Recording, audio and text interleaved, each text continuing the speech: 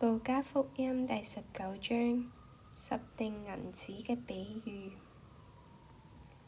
眾人正聽見呢啲話嘅時候，耶穌因為將近耶路撒冷，又因為佢哋以為神嘅國快要顯現，就接着講咗一個比喻，話有一個貴族往遠方去，為要取得皇位，然後返嚟。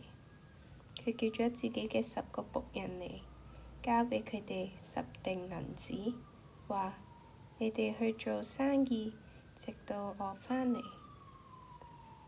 佢本國嘅百姓卻恨佢，打發使者隨後去，話：我哋唔願意依個人作我哋嘅王。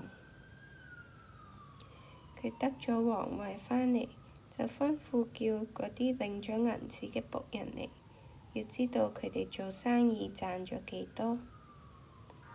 頭一個上嚟話：主啊，你嘅1錠銀子已經賺咗10錠。主人對佢話：好，我善良嘅僕人，你既然喺最小嘅事上忠心，你有權柄管10座城。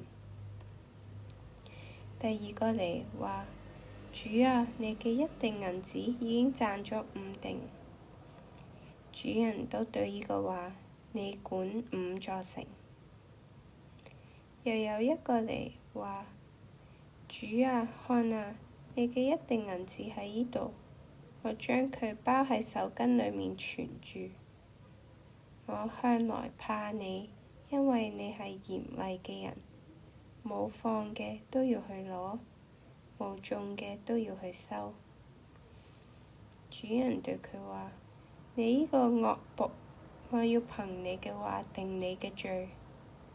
你既然知道我係嚴厲嘅人，冇放嘅都去攞，冇種嘅都去收，點解唔將我嘅銀子存喺銀行，等我嚟嘅時候，連本帶利都取返嚟呢？於是佢對嗰啲企喺側邊嘅人話：將佢呢1錠奪過嚟，畀嗰個有10錠嘅。佢哋對佢講：主啊，佢已經有10錠啦。